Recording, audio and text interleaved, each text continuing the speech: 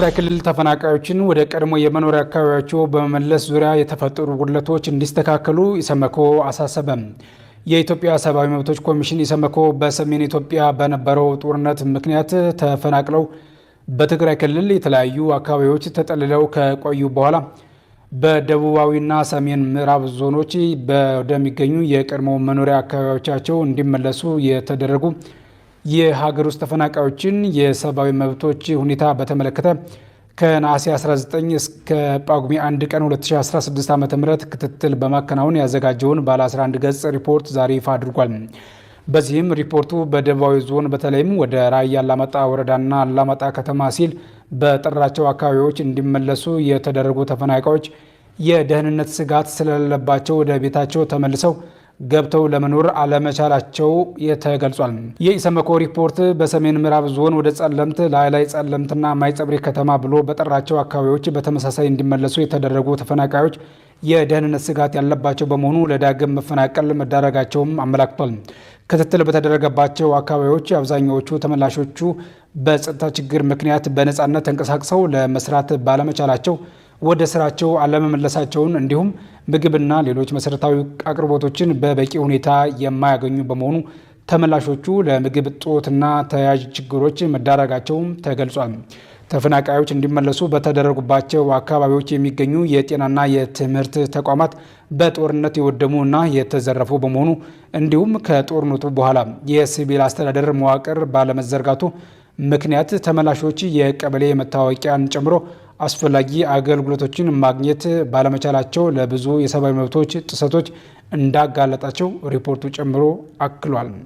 ኢሰመኮ የክትትሉን ግኝቶች መሰረት በማድረግ ምክረ ሀሳቦችን ለተለያዩ ባለድርሻ አካላት ያቀረበ ሲሆን ከላይ እንደ ክፍተት የተጠቀሱት ጉዳዮች እንዲስተካከሉና ተመላሾች ደህንነታቸውና ክብራቸው ተጠብቆ ወደ ቀድሞ ኑሯቸው ተመልሰው መኖር እንዲችሉ አስቻይ ሁኔታዎችን ሊያመቻችና በዘላቂነት እስኪቋቋሙ ድረስ በቂ ወቅቱን የጠበቀና ተደራሽ ምግብና ሰብአዊ ድጋፎች እንዲቀርብ ለዚህም ተቋሙ ውትወታውን እንደሚቀጥልም ጨምሮ ገልጿል።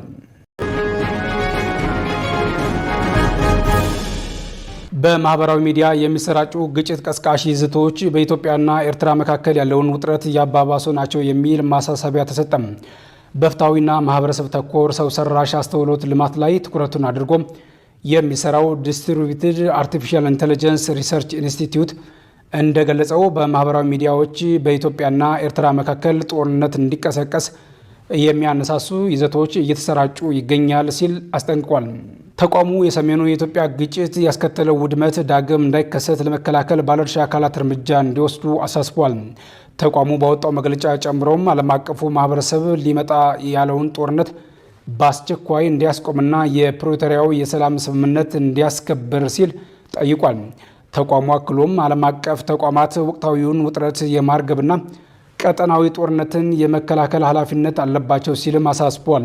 በተጨማሪም የማህበራዊ ሚዲያ ኩባንያዎች በመተግበሪያዎቻቸው ላይ ያልተገደበውንና እየተስፋፋ የሚገኘውን ግጭት ቀስቃሽ ይዘቶችን ለመግታት ጫና እንዲያደርጉም አሳስቧል።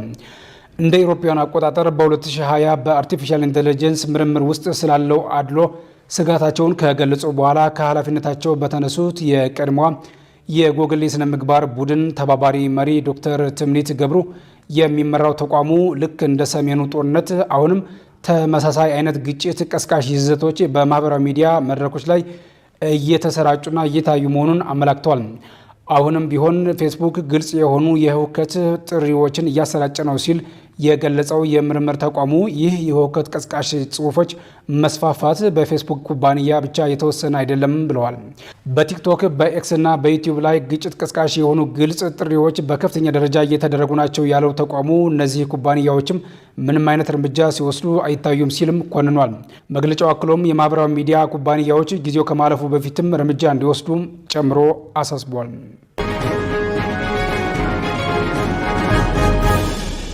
ከትግራይ ክልል ፕሬዚዳንትነት የተነሱት አቶ ጌታቸው ረዳ የጠቅላይ ሚኒስትሩ የምስራቅ አፍሪካ ጉዳዮች አማካሪ ሆነው ተሾሙ።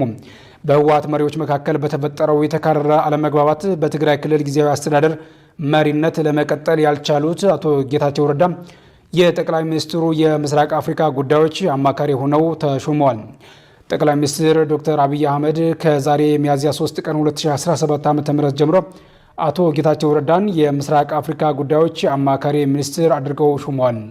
በቅርቡ ከትግራይ ክልል ጊዜያዊ አስተዳደር ርዕሰ መስተዳደርነት የተነሱት አቶ ጌታቸው ረዳ ይህ በጠቅላይ ሚኒስትር አብይ አህመድ የተሰጣቸው ሹመት የፕሪቶሪያው የሰላም ስምምነት በኋላ የህወሓት አባል የፌዴራል ስልጣን ሲያገኝ የመጀመሪያው ነው ተብሏል። ትግራይ ክልልን ለ2 ዓመታት በፕሬዝዳንትነት ያስተዳደሩት አቶ ጌታቸው ረዳ ከሰሜኑ ግጭት በፊት የመንግስት የኮሚኒኬሽን ቢሮን የመሩ ሲሆን የጠቅላይ ሚኒስትር ኃይለማርያም ደሳለኝ ልዩ አማካሪ ሆነውም ሰርተዋል። በህግ የመጀመሪያ ዲግሪያቸውን በአዲስ አበባ ዩኒቨርሲቲ ሁለተኛ ዲግሪያቸውን ደግሞ በአሜሪካ በሚገኘው አላባማ ዩኒቨርሲቲ ያጠናቀቁት አቶ ጌታቸው ረዳ ከጊዜያዊ አስተዳደሩ ፕሬዝዳንትነት ከተነሱ ከ3 ቀናት በኋላ ይህንን ኃላፊነት አግኝተዋል። የሰላም ስምምነቱ ተጠብቆ እንዲቆይ በማድረጋቸው የሚመሰገኑት አቶ ጌታቸው በደብረጽዮን ገብረ ሚካኤል በሚመራው ቡድን ጫና እየደረሰባቸው መሆኑን ተከትሎ ስራቸውን በአግባቡ ለመስራት መቸገራቸውን ሲገልጹ ቆይተዋል። ላለፉት 20 ዓመታት በኢትዮጵያና ትግራይ ፖለቲካ ውስጥ የቆዩት አቶ ጌታቸው ሹመቱ ከመሰማቱ በፊት ከቢቢሲ ፎክስ ኦን አፍሪካ ስለ ወደፊቱ ተስፋቸው አስተያየታቸውን ሰጥተው የነበረ ሲሆን የየትኛውን ቦታ ቢሆን በእርግጠኝነት በትግራይ ፖለቲካ ውስጥ እሳተፋለሁ ብለዋል። በተጨማሪም እቅዴ በዚህ ሁኔታ መቆየትና ለትግራይ ሕዝብ ኑሮ መሻሻል አስተዋጽኦ ማድረግ ነው ብለው ነበር።